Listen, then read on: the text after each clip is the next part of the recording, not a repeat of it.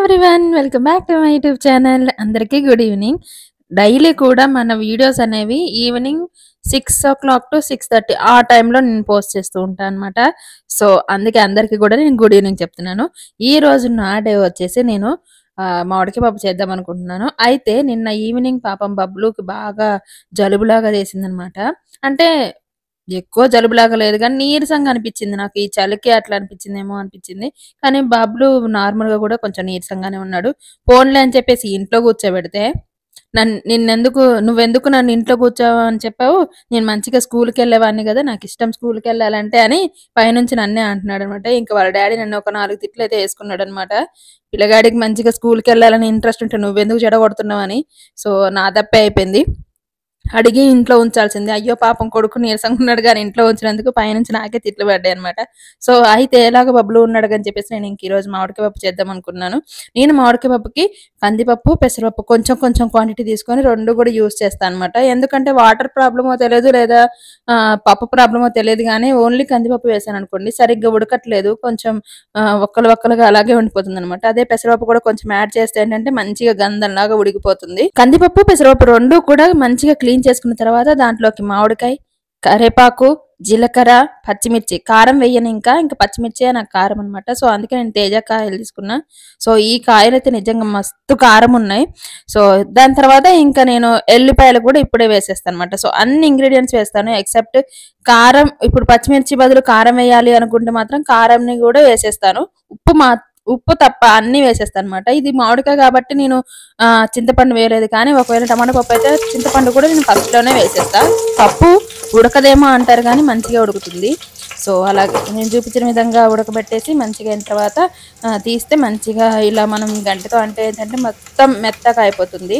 మా అమ్మమ్మ కానీ మా అమ్మ కానీ అప్పుడు ఒక మాట చెప్పేవాళ్ళు, మనం పప్పు తాలింపు పెడితేనంట మా డాడీ కూడా అనేవాడు అనమాట, మనం పప్పు తాలింపు పెడితే ఒక 4 గిన్నెలకు ఫ్లేవర్ అనేది వెళ్ళాలంట. సో అలా ఉండాలంట. ఆ ఫ్లేవరే కాకుండా ఇప్పుడు సౌండ్ వచ్చింది కదా మనం పప్పు వేస్తున్నప్పుడు తాలింపులో, ఆ సౌండ్ కూడా మనకి ఇల్లు మొత్తం వినిపించాలంట. అప్పుడే పప్పు అనేది ఆ టేస్టీ అంత బాగుంటదంట. ఏంటో వాళ్ళు చేదిస్తాం కాకపోతే ఏంటంటే కొన్ని నిజమేనేమో అనిపిస్తుంది. నిజానికి కూడా మనకు అంత ఫ్లేవర్ గా వచ్చే అంత ఉంది అని అంటే ఆ పప్పు నిజంగా చాలా టేస్ట్ ఉంటుంది. ప్లస్ మనం తాలింపులో పప్పు వేయగానే ఖచ్చితంగా మూత అయితే పెట్టాలంట. మా అమ్మ అయితే పప్పు చేసిన ప్రతిసారి ఇవన్నీ రూల్స్ చెప్తూ ఉంటది అనమాట. అంత పప్పు ప్లస్ నా అన్నం కూర అన్నీ అయిపోయినాయి. ఇంకా పని అంతా అయిపోయింది. బబ్లుని చూస్తేనేమో మంచిగా నిల్చొని హోంవర్క్ అయితే రాసుకుంటున్నాడు. కూర్చొని రాసుకోవచ్చు కదా అంటే నాకు కూర్చొని రాసుకోబుద్ది కాదని చెప్పేసి మంచిగా సోఫా మీద పెట్టేసి రాసుకుంటున్నాడు అనమాట. చూస్తున్నారుగా బబ్లు వాయిస్ మీకు వినిపిస్తుందో లేదో తెలియదు కానీ బబ్లు ఏం అడుగుతున్నాడంటే పప్పు చేసావు కదా చిప్స్ అయ్యి, చిప్స్ లేకపోతే కొనాలి కదా అని నన్నే అంటున్నాడు. అంటే పప్పు ఉంటే దాంట్లోకి చిప్స్ కానీ బూందీ కానీ అలవాటు అనమాట బబ్లుకి. సో అవి ఉంటే మంచిగా తింటాడు. ఇంకా మా ఇంట్లో ఎప్పుడు కూడా చల్ల మిరపకాయలు అంటారు కదా, లేకపోతే మజ్జిగ మిరపకాయలు అని కూడా అంటారు. సో అవి కానీ లేదా వడియాలు కానీ ఎప్పుడు కూడా స్టాక్ ఉంటాయి. లేదంటే అప్పడాలు. లేకపోతే నాకు ఎందుకో పప్పు చేసినప్పుడు ఏదైనా ఇలా సైడ్ కిట్ట లేకపోతే తిన్నట్టు ఉండదు కూడా, ఎక్కువ తినలేము కూడా. నాకు ఏమీ లేని పరిస్థితిలో అట్లీస్ట్ ఒక మామిడికాయ పచ్చడి కానీ టమాటా పచ్చడి కానీ ఉండాలన్నమాట పప్పులోకి సైడ్ కలా. ఎందుకో ఈ రోజు అయితే బబ్లుకి కొంచెం మరి పచ్చళ్ళ జోలికి ఎక్కువ వెళ్ళకూడదని చెప్పేసి ఇంకా ఇంట్లో చిప్స్ కూడా లేవు. ఉత్తపప్పుతో పెడితే ఎక్కువ తినలేదు. సో పర్లేదులే కొంచెం అంటే వాడికి నీరసంగా ఉంది కదా, సో అలా ఉందని చెప్పేసి ఇంకా నేను ఎందుకో పూరి చేద్దాం అనుకున్నా. ఇంకొకటి ఏంటంటే ఇంట్లో పప్పు చేసిన ప్రతిసారి ఐదర్ పూరీలు కానీ లేదా చపాతీ కానీ ఉంటుంది. మోస్ట్ గా నేను పూరీలు చేస్తాను. ఎందుకు అని అంటే ఇంట్లో పూరి ప్రెషర్ ఉందన్నమాట. సో చపాతీ అయితే మనం ఎన్ని కష్టపడి రుద్దినా కూడా ఎంతసేపు రుద్దినా ఒకటే అవుతుంది. మా అంటే ఒక 10 చేయగలం. అదే పూరి అయితే ఒక 20-30 చేసినా కూడా పూరి ప్రెషర్ ఉంటే ఈజీగా అయిపోతుంది. సో అందుకే నేను పప్పు ఉన్న ప్రతిసారి ఈవినింగ్ టైంలో అట్లీస్ట్ మా హస్బెండ్ గాని బబ్లు గాని అడుగుతా ఫస్ట్. తింటా అంటేనేమో ఒక 20 దాకా చేస్తాను. తినలేదు అని అంటే నా వరకైనా ఒక 5-6 చేసుకుంటా అనమాట. ఎందుకో నాకు చాలా ఇష్టం. పప్పు చేసిన ప్రతిసారి ఒక 4-5 పూరీలైనా అలా తింటా అనమాట. సో ఈ పూరి ప్రెషర్ వచ్చేసి నేను డిమార్ట్ లో తీసుకున్నా. నాకైతే చాలా బాగా యూజ్ అవుతుంది. ఫస్ట్ ఇటు ఆయిల్ ఆల్రెడీ నేను పెట్టేసిన తర్వాత పూరి ప్రెషర్ తో పూరి అయితే చేసేసుకుంటా అనమాట. నేను అన్ని పూరి ప్రెషర్ తో అటు చేసి పక్కన పెట్టుకున్న తర్వాత అన్ని ఆయిల్లో ఒక్కసారి కాల్చాలంటే నాకు ఎందుకో ఇష్టం ఉండదు. అలా 1 by 1 అలా ఏంటి ఇటు ఆయిల్ వేడెక్కుతూ ఉంటే ఒక్కొక్కటి నేను తీసుకొని వేసుకుంటా అనమాట. సో ఎందుకో నాకు అలా వేడివేడిగా ఇప్పుడు మా హస్బెండ్ అక్కడ ఉన్నాడు. సో ఇట్లా వేడివేడిగా తీసి ఇచ్చి ఆయనకి ఇచ్చేస్తే ఏంటంటే మంచిగా హ్యాపీగా తింటాడు. వేడిగా తిన్నట్టు మనకు కూడా ఎక్కువసేపు నిలబడిన ఫీల్ అనేది ఉండదు. ఈ టిప్ అయితే మీరు పాటించండి. చాలా బాగా వర్క్ అవుతది. ఎందుకు అనంటే పూరీలు అమ్మ ఇంకా ఉన్నాయా? ఇన్ని చేశానా? అన్న ఫీల్ ఎక్కువ ఉంటుందన్నమాట. అక్కడ చేస్తే అయిపోతుందన్న ఆలోచన కంటే ఇంకిన్ని పూరీలున్నాయా చేయడానికి, ఇంకా ఇన్ని చేశానా నేను అనే ఫీల్ ఉంటుంది.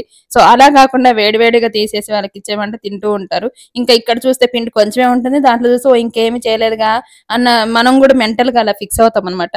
సో, ఇదొక స్మాల్ టిప్. చాలా బాగా వర్క్ అవుతది. నాకైతే చాలా బాగా వర్క్ అవుతది. నాలాంటి లేజీ పీపుల్‌కి.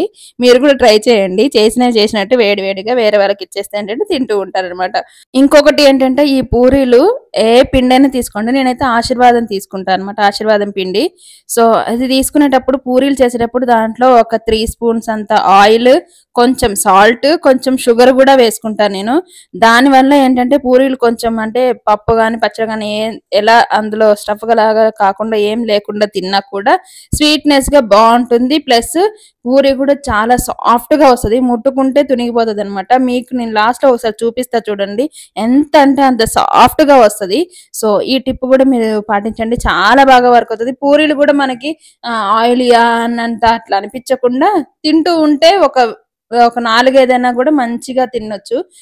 నేను ఎంత చెప్పినా కూడా ఇది ఆయిల్ ఫుడ్డా అనే ఫీల్ అయ్యే వాళ్ళకంటే పూరీలంటే ఇష్టం ఉన్న వాళ్ళకే తెలుస్తది. ఆ పూరీల విలువ ఏంటి అనేది నిజంగా. అంత సాఫ్ట్‌గా అంత ఫ్లఫీగా వస్తే నిజంగా చూడ్డానికి కూడా చాలా బావుంటుంది. తినేటప్పుడు కూడా మంచిగా స్మూత్‌గా వెళ్ళిపోతదనమాట.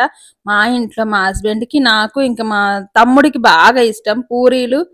అసలిక చెప్పనక్కర్లేదు. చికెన్, మటన్ ఏమన్నా చేసినా, లేకపోతే ఇట్లా పప్పు చేసినా, ఇంట్లో ఏదైనా సరే పచ్చడేదైనా ఉన్నా గూడా మంచిగా ఆకలి మీదుండి కూర్చొని తింటే దాదాపు ముగ్గురం గూడా తలా ఒక 10 పూరీలైతే అట్లా డమాల్మని లేసిపోతాయన్నమాట.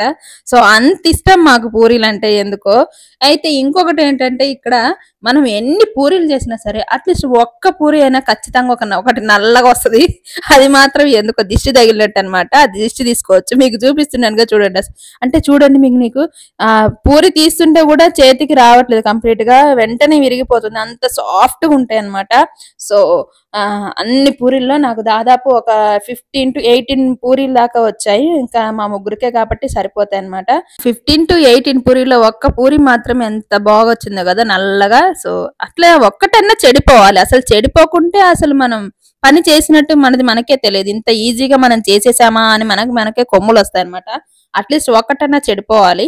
ఖచ్చితంగా చెడిపోవాలని కాదు గానీ, ఎందుకో నాకు ఎంత మంచిగా చేసినా గూడా అట్‌లీస్ట్ ఒక్కటైనా చెడగొట్టుకుంటా. అట్లా 2 తిట్లైనా తినకపోతే నాకెందుకో మనశ్శాంతి గూడా అనిపించదు. వంట చేశానా అన్న ఫీల్ నాకే ఉంటదనమాట. సో, ఫైనల్‌గా తినేటప్పుడు మాత్రం తియ్యగా ఉంటాయి. అంటే కొంచెం నేను షుగర్ గూడా వేసా అని చెప్పా గదా! అటు తియ్యగా ఉంటాయి. ప్లస్ మనం పప్పుతో తింటున్నాం గాబట్టి ఇంకా టేస్ట్ అయితే చాలా బావుంటుంది. మీరు గూడా ఖచ్చితంగా ట్రై చేయండి. టేస్ట్ మాత్రం అద్దిరిపోతుంది. సో, ఇప్పటి వరకు చూసారు కాబట్టి ప్లీజ్ కొంచెం వీడియోకైతే లైక్ చేయండి. అలాగే ఈ వీడియో మీకు నచ్చినట్లయితే ఖచ్చితంగా లైక్ చేయండి. సబ్స్క్రైబ్ చేసుకోండి. Thank you for watching and see you in the next video.